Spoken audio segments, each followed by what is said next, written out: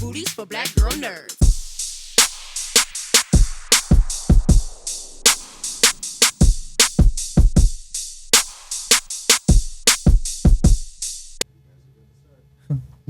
All right. No, I'm going to start with you. The Alien series is known for blending corporate greed, body horror, and survival. How are you balancing human drama with sci-fi horror in this series? Well, an alien movie is a 2-hour survival story, right? But a television show can't be that. It has to be multiple hours, sometimes 30, 40, 50 hours, in which you invest in a lot of characters who don't die, right, over a long period of time. And so the balance of it is it has to work as a drama, and then those horror elements can be added in. But one of the ways that we do it is by expanding the definition of horror. It's not just creature horror or body horror. It's moral horror, right? It's the things that people do to each other. If you think of Paul Reiser in the movie Aliens, what he was planning to do to his compatriots, to smuggle creatures back to the Earth. That's some really immoral behavior. And so when the centerpiece of the show is about these children whose minds have been placed into adult bodies, who are trying to figure out what it means to be an adult, and whether they should stay human or become something other. You have this push and pull between, the best of humanity in Alex, his character, and then the worst of humanity in some of the other characters. Yeah. And congratulations on this show, by the way. I didn't mention that at the top of this interview. I was completely blown away by these episodes. I was in Hall H yesterday during the presentation, and I love how everybody else has responded to that first episode screening. So congratulations to you guys. Alex, for you, many alien protagonists are isolated and emotionally burdened. So how much of your story plays into that arc? Yeah, I suppose the burden that Hermit's, the character I play, plays, sits on, the burden that sits on his back is a very human one, to do with the loss of a sibling, and then a struggle to reconnect with a sibling found. But we did talk with Noah about specifically WALL-E, the animation, and about this sort of robot procedural character that just gets on with the business that he has in front of him, and the importance of that in this world that is heavy and load-bearing, to just keep moving one foot in front of the other, which I think, is sort of something very human within Hermit.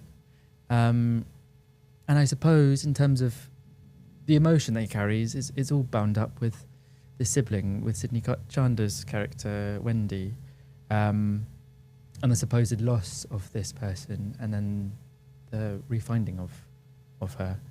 So yeah, there's a singularity. There's a sort of like, in Sidney's Wendy, holds most of the through line for Hermit. Yeah, I think that push and pull, I think that's what's going to keep audiences tethered, is Hermit and Wendy's relationship throughout this season. It's really beautiful that, when we were talking about this yesterday, the vastness of Alien and the vast beauty of the sets that we're on, and the technical aspects of the stunts that we do, and the thriller elements and the horror. But inside of that, there is this kernel of a human relationship, and I find that really moving, that there is that all of that is held, and at the center of it there exists this very soft relationship between a brother and a sister.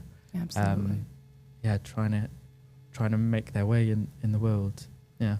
Indeed. And Noah, back to you. How does this prequel setting inform the world building without stepping on the film's canon?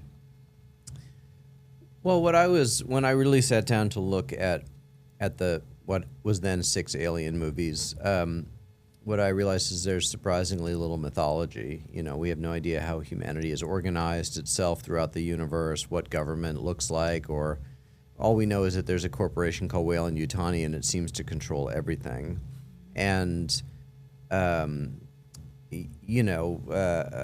Alex has spent some time in the Star Wars universe where there is one group that controls everything. I like the idea of picking a moment in Earth history, like that moment in 1900 when you had Edison and Tesla and Westinghouse, and there was this battle for who was going to control electricity.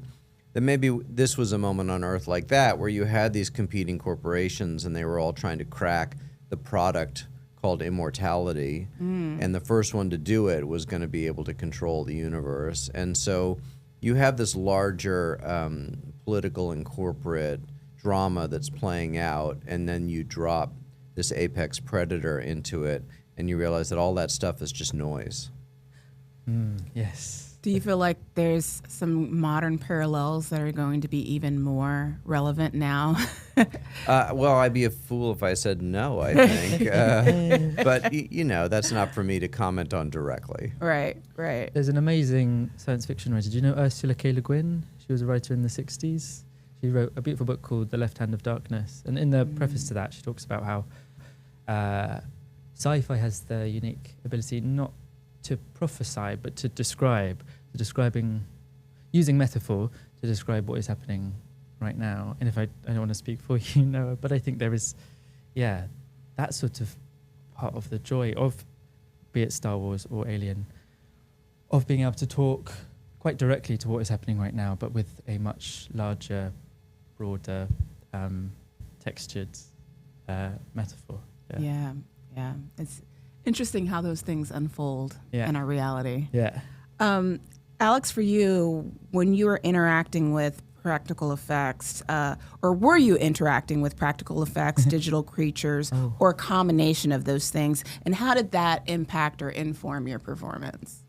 A lot of interacting with extraterrestrials for Hermit. And I think that was sort of the first bit of work I did on the show. I think I was right in there with a xenomorph, played by Cameron Brown, our monster performer, who, as we've said many times this weekend, vegan and a New Zealander. And talks about KY jelly. Oh yeah, there's that too. Well, it turns out, and this was a learning curve for me, that the gloop, the alien drool, the sort of closest real world equivalent we have for that is lube. Yeah. And so I spent many a day slicked up for the good of the Alien franchise. You were a trooper. I was a trooper. But what is so sort of, I don't know, sometimes acting can be slightly too cerebral when you have too much, particularly in a long job with 6 months shooting. You spend a lot of time with words. What's nice about action sequences with aliens is that you just respond to what's in front of you, and whether it's a New Zealander in a alien mask or not, there's something there's something frightening about that, and your body responds accordingly. So actually there's an easiness to those sorts of scenes. Yeah. Noah, back to you. How are you pacing this series with the suspense and the scares with a 2-hour compared to like a 2-hour feature? I mean, I think the feeling of dread that has to suffuse horror, exists throughout the season. What a 2-hour horror movie does is it starts from the first frame, sometimes before the first frame, and doesn't let up until the last frame. There are no commercial breaks. There is no week between episodes. So a lot of what I try to do with our main title, with the opening of each episode, is you have to create the state of mind for the audience to watch the show in. So when I did a show called Legion, which was a very surreal superhero show, I realized very early on that it's not about moving the story forward quickly. It's about putting the audience, get the rest of your day out of your head, get whatever you just watched out of your head. You've got to get them into that state of mind, and then the horror of it is just tension, right? And horror and comedy are the same. It's just tension and then release. And so some of the things that that apply to Fargo, right, which is where the balance of comedy and horror is. It's just a different balance, right? But the really interesting thing as a filmmaker is the one emotion that you can never make yourself feel is fear, right? I can feel the emotion, I can feel the love story, I can feel the sadness, but I know what's coming, so I can't make myself afraid. So that's where watching it with an audience and realizing, oh, that buildup was too long or too short, you know, you need to see how the audience, where they're living with it. So it's been a great journey. I look forward to this journey with everybody else. I've seen these episodes. They're incredible. The production design looks really great. I love the story. So thank you so much for taking the time to speak to Black Girl Nerds. I really appreciate this conversation. Thank you. Thanks, Jamie. Yeah. Thank you.